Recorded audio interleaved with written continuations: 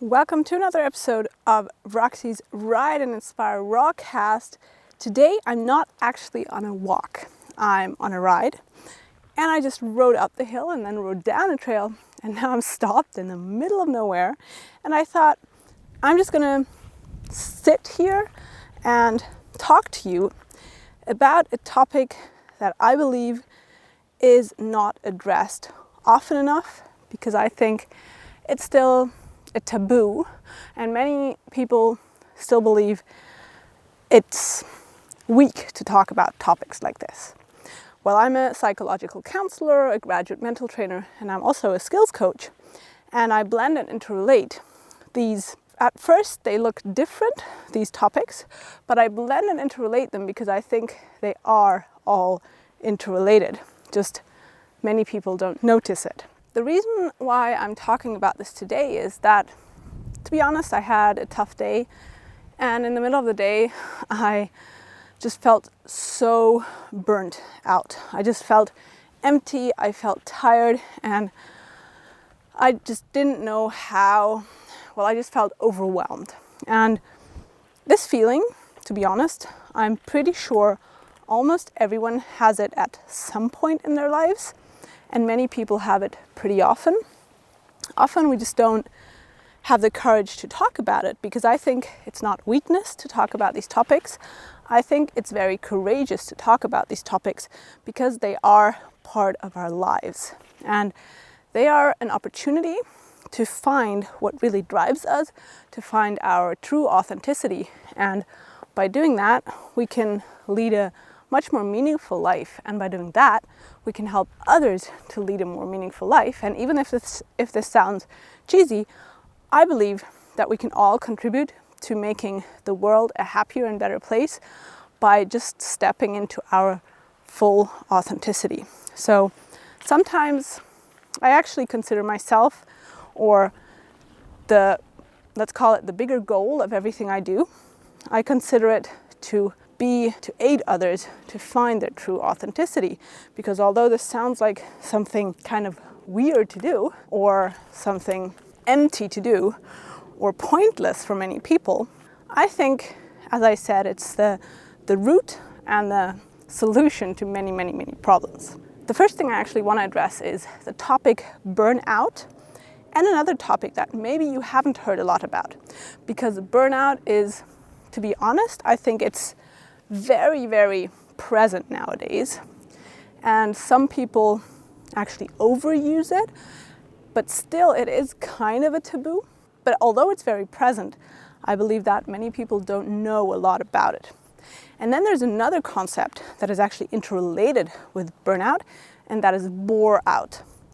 And first off, I want to explain both. So what is bore out, what is burnout, and then there's a third form, which is actually a mixture of both. So bore out mixed with burnout, and how mountain biking can actually help to overcome these, let's call them times of our life when we are burnt out or when we are bored out, and how mountain biking can help us overcome other mental health issues such as anxiety, but how also it can actually harm us. Because I don't know if you've noticed, but we humans, if we're not feeling well, we tend to do the things that actually harm us more. It's super hard, if we're not feeling well, to start doing things that would actually do us good, that would actually help us. And that's probably also one of the biggest struggles when people are feeling depressed, or when actually there is a real depression at hand, because it's super hard to get out of that, to get out of the habit of doing things that are not doing you well, to start doing things that do you good, that do ourselves good. So first let me explain bore out, burnout, and the mixture. So burnout, I'm sure you probably already have heard about, and the cause of burnout is very often that people try to measure up to other people's standards and try to fight their inner authenticity, trying to fulfill norms or trying to live up to standards that really are not realistic sometimes.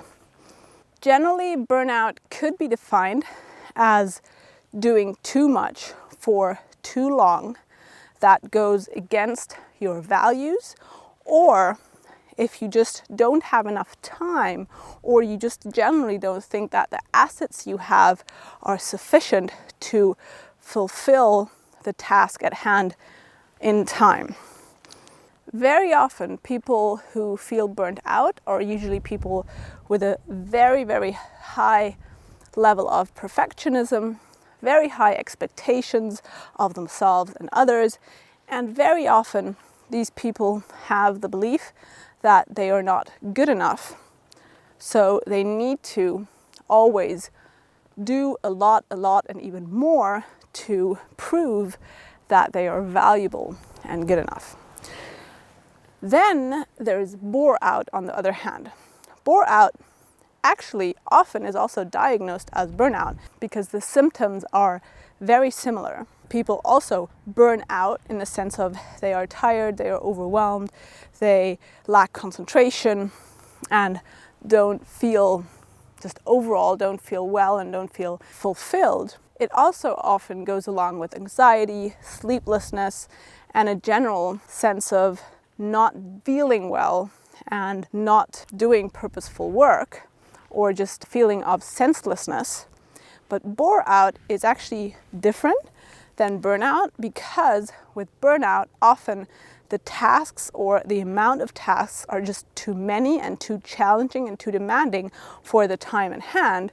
With bore out, the problem is that the tasks are usually very easy and they're always the same repeated tasks, and actually probably the time would also be enough, but people are lacking a sense of meaningfulness and a sense of development. So psychology usually says that every person to some extent wants to evolve, and every person to some extent wants to be of value, and every person wants to contribute. And if these points are missing, then bore out can be a consequence. And then there's a mixture of the two, so that you need to do many tasks that you don't feel like doing, and then there are tasks that over challenge you, and then you don't have enough time.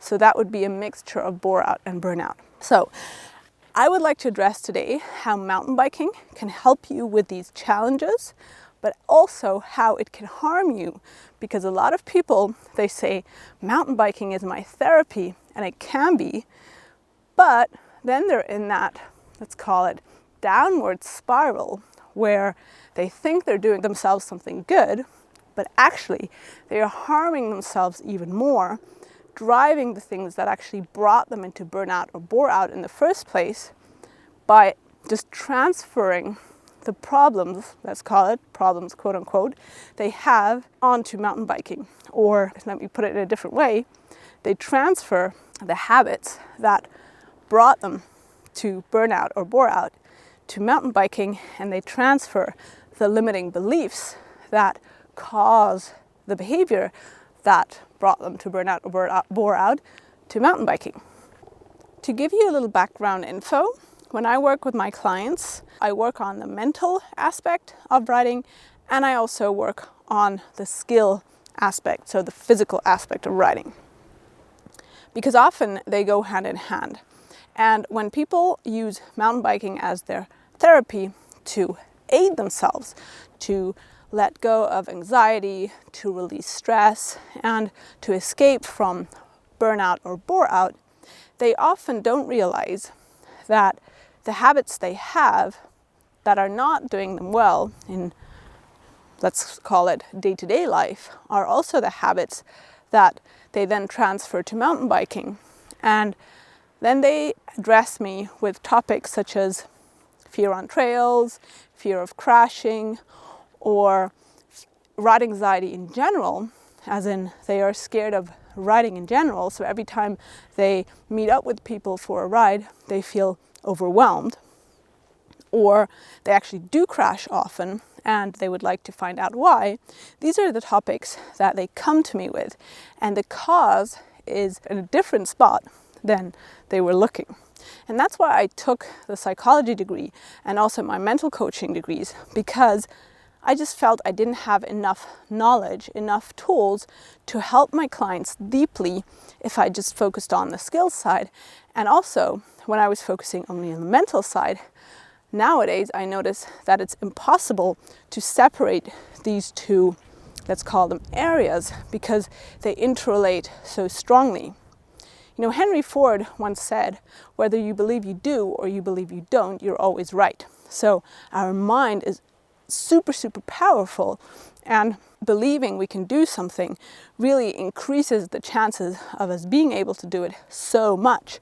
And telling ourselves or having that negative self-talk also decreases the chances of succeeding so much that we can't, in my opinion, we cannot separate the body from the mind. So first I'd like to look at specific ways of mountain biking that you can do that will aid you if you find yourself in a state of burnout or in the state of overwhelm or a lot of stress. First thing you need to notice is that mountain biking in general, so the act of getting on your bike and riding into the mountains, can either be a stressful or not a non-stressful situation based on, one, your expectations of yourself, and of course the, let's call it, hardness of the ride. So you can make any ride, no matter what type of ride it is, a stressful situation, or you can make it a situation that releases stress if you just change your expectations. So what I see a lot of times when people that actually have burnout already go out riding and they say mountain biking is my therapy, it helps me, that they actually put the same amount of stress that they're experiencing in their daily life, in their job or family or whatever it is that brought them into that stressful situation, that they are putting the same expectations on themselves when they're out riding. So they expect from themselves that they're still going to be the best rider.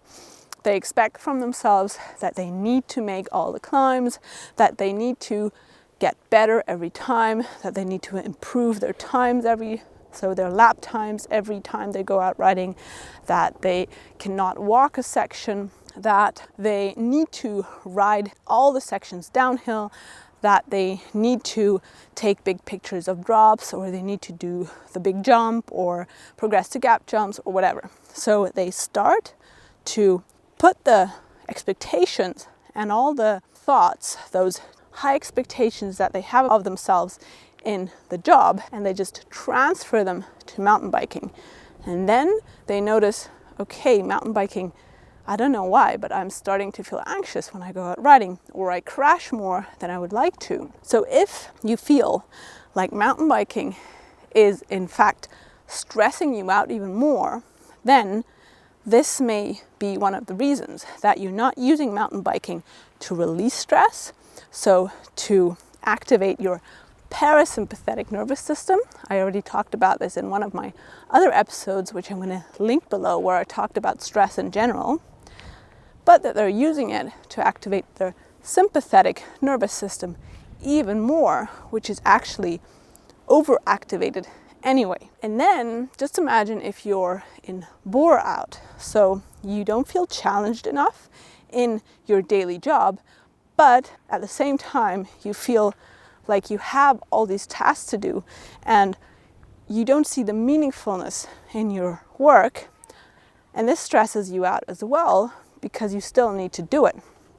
So as I said, burnout and bore out, the symptoms can be very similar, but if you're in bore out and then you go riding and you, let's say you always ride the same route, or you always do exactly the same things out on your ride, or you don't like challenging yourself at all, but you say, okay, no, mountain biking is my therapy, so I need to take it slow, and you never challenge yourself out on the rides, it may actually also be the same habits that brought you into bore out that you're cultivating when you're out on a ride. So I just want to challenge you with this episode to question yourself if you're feeling anxiety or if you're feeling burnout. That, for one thing, is it burnout or bore out? So is it that the tasks that you need to complete are too challenging and you don't feel like you have enough time? That would be more direction of burnout. Or do you feel like the tasks you're doing every day don't challenge you enough and don't create enough growth in yourself and enough value in your life, and you're stressed out because you still have to do them? That would go more into the direction of bore out. Or is it a mixture of the two? And then at the beginning of each ride, ask yourself, am I stressed today? So is my sympathetic nervous system overactivated? Or am I actually bored and under-challenged? And then you would need to look for challenges on your ride. The first thing I always do when I'm working with my clients is asking them, what actually drives you to mountain biking? So what is it, what you enjoy about mountain biking, and which of your values are met when you're out riding your bike? And asking yourself these questions, which of my values are met when I'm out riding, may not be that simple to answer.